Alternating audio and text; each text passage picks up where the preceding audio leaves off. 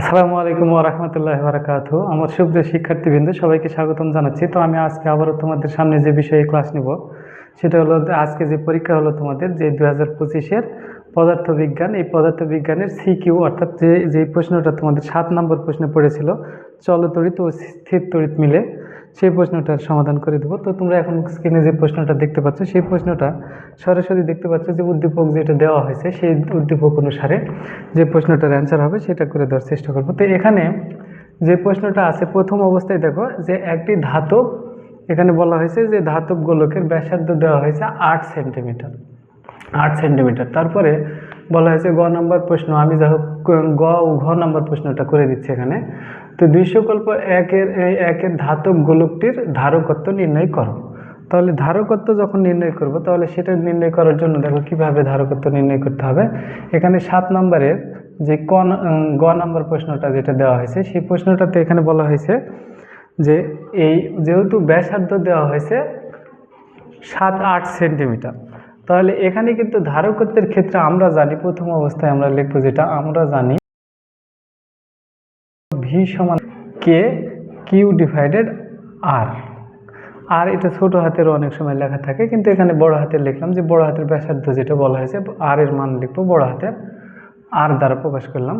তো তাহলে এখানে ভি সমান কিন্তু আমরা আরেকটা সূত্র জানি যে ভি সমান আবার জানি কিউ ডিভাইডেড সি।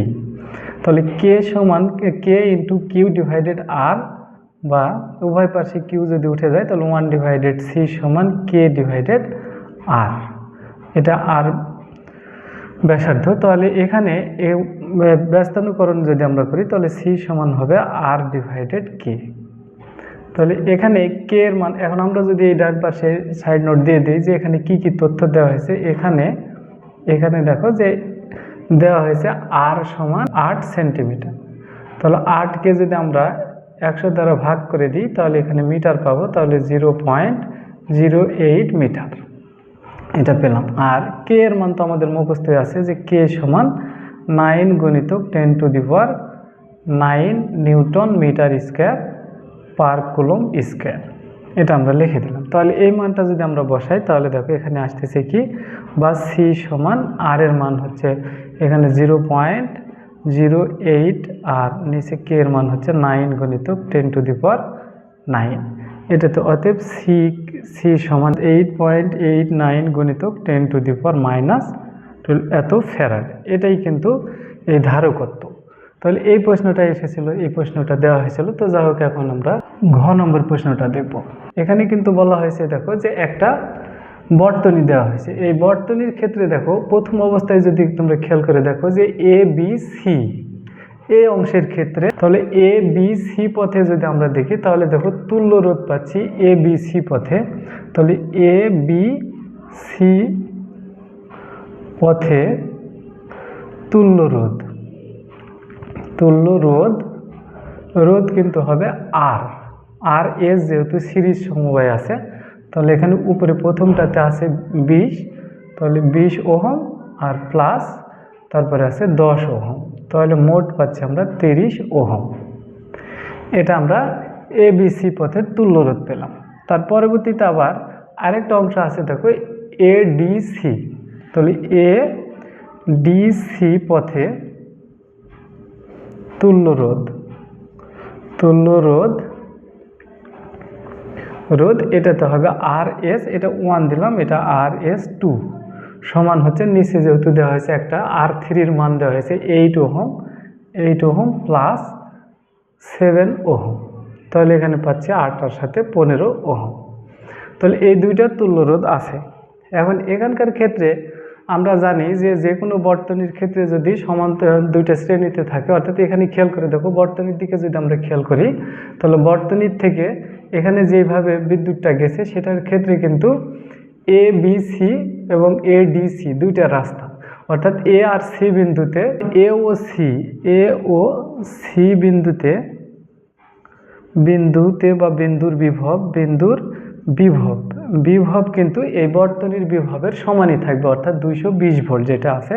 তাহলে ভি সমান 220 ভোল্ট এটা দেওয়া আছে।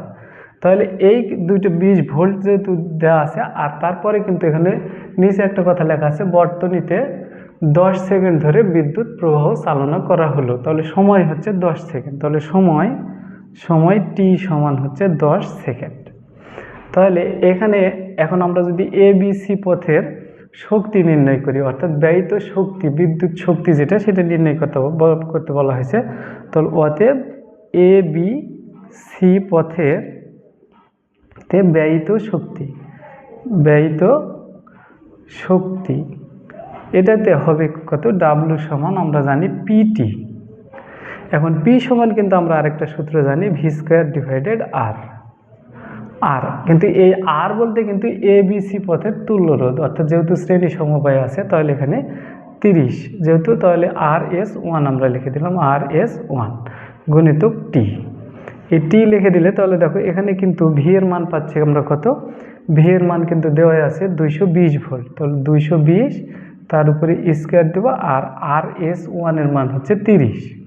তাহলে এখানে 30 গুণিতক টি হচ্ছে 10 সেকেন্ড। তাহলে এটাকে যদি আমরা ক্যালকুলেটর দিয়ে হিসাব করি, দেখো এখানে আসবে কত, 220 তার উপরে 220 দিলাম, দিয়ে স্কোয়ার করে দিলাম, তারপরে গুণ 10 ভাগ 30। তাহলে এখানে আমাদের মান আসতেছে, দেখো এটা কিন্তু ডাব্লু এর মান এখানে হবে, ডাব্লু সমান তাহলে 16,133.33। 1000 দ্বারা যদি এখানে ভাগ করে দিই তাহলে পাচ্ছি কিলোওয়াট পার সেকেন্ড, অর্থাৎ পার সেকেন্ডে এটা হিসাব করলাম। তাহলে এখানে মান আসবে 16.133 কিলোওয়াট পার সেকেন্ড। এটা কিন্তু আমরা ABC পথের ব্যয়িত শক্তি পেলাম। তারপরেও তোমরা যদি এটাও রেখে দাও যে 16,133 তাহলে ওয়াট পার সেকেন্ড, তাহলেও হবে।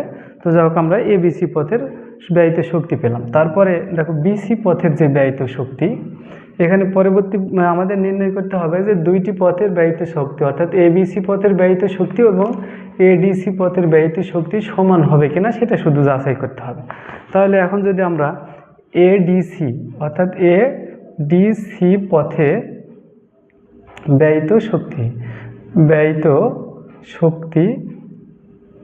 শক্তি হিসাব করে দেখি, তাহলে দেখো এখানে আসবে ডাব্লু সমান আবারও এই পিটি। তাহলে পি এর মান এখানে আবারও ভি স্কোয়ার ডিভাইডেড RS2 গুণিতক টি। এখন ভি স্কোয়ার বলতে যেহেতু 220 তার উপরে স্কোয়ার, আর এই পথের কিন্তু তুল্য রোধ আমরা আগে নির্ণয় করে রেখেছি 15। তাহলে এখানে 15 আর টি বলতে 10। তাহলে এখানে পাবো এটা কিন্তু আসবে ওয়াট পার সেকেন্ড। তাহলে এটা পেলাম ওয়াট পার সেকেন্ড। এখন এটাকে যদি আমরা হিসাব করে দেখি, তাহলে ক্যালকুলেটর দিয়ে হিসাব করলে দেখো এটাতে মান আসবে আমাদের 220 তার উপরে স্কোয়ার ভাগ 15 তার সাথে গুণ আবার 10 দিয়ে যেহেতু আছে, তাহলে গুণ 10, তাহলে 32,266 তাহলে এখানে পাচ্ছি 32,266.67 এত ওয়াট পার সেকেন্ড। এটাকে যদি আবার কিলোওয়াটে নিয়ে যায় তাহলে দেখা যাচ্ছে 32 অর্থাৎ 1000 দ্বারা এটাতে ভাগ করে দিলে, আমি এটা ভাগ করে দেখাই, তাহলে সমান হচ্ছে, এটাকে যদি লিখে দিই 32,266.67, তাকে 1000 দ্বারা ভাগ করে দিলে এটা হবে কিলোওয়াট পার সেকেন্ড। তাহলে এখানে মান আসবে আমাদের 32.267 কিলোওয়াট পার সেকেন্ড। তাহলে এখানে খেয়াল করে দেখো যে ABC পথের ব্যয়িত শক্তি, অর্থাৎ ABC পথের কিন্তু ব্যয়িত শক্তি পেলাম আমরা 16.133 কিলোওয়াট পার সেকেন্ড, আর ADC পথের ব্যয়িত শক্তি পেলাম 32.267 কিলোওয়াট পার সেকেন্ড। অর্থাৎ এখানে বলা হয়েছে যে বর্তনীর ABC পথের ব্যয়িত শক্তি এবং ADC পথের ব্যয়িত শক্তি সমান হবে কিনা। তাহলে আমরা লিখে দেব ABC পথের ব্যয়িত শক্তি ও ADC পথের ব্যয়িত শক্তি সমান হবে না। এটাই কিন্তু এই প্রশ্নটাতে বলা হয়েছিল।